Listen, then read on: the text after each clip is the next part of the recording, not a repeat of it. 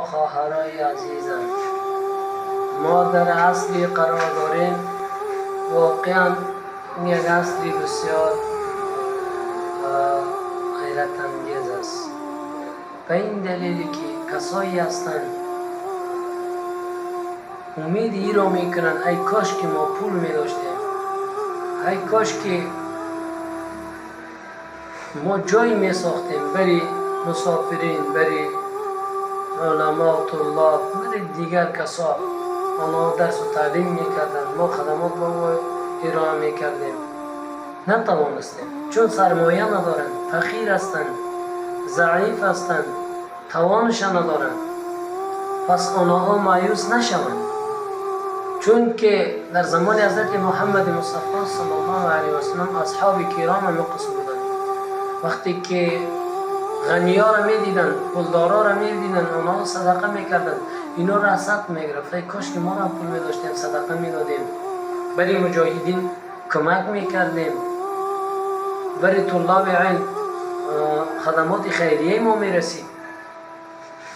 اینها تصمیم گرفتند، رفتن پیش پیامبر صلی الله علیه و سلم، گفتن یا رسول الله اهل و فامیل ما قربانت،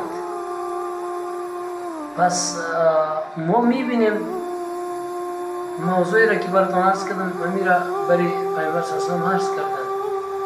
پیامبر صلی الله علیه و سلم گفت که من برای شما چیزی را یاد میدهم که از صدقه دادن از یام کردن و به گفتنش اجرش خیلی زیاد است.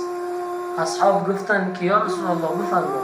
پیامبر صلی الله علیه و سلم برشان گفت 33 دفعه بعد از هر نماز فرض سبحان الله، 33 دفعه بعد از هر نماز فرض الحمدلله، 33 دفعه بعد از هر نماز فرض الله اکبر، و در اخیر لا اله الا الله وحده لا شریک له و هو علی کل شیء قدیر. این را بخونیم، الله سبحانه و تعالی اجرش طوری براتون ذخیره میکنه گویا شما صدقه داده باشین، زکات داده باشین. اینها این را میخواندن که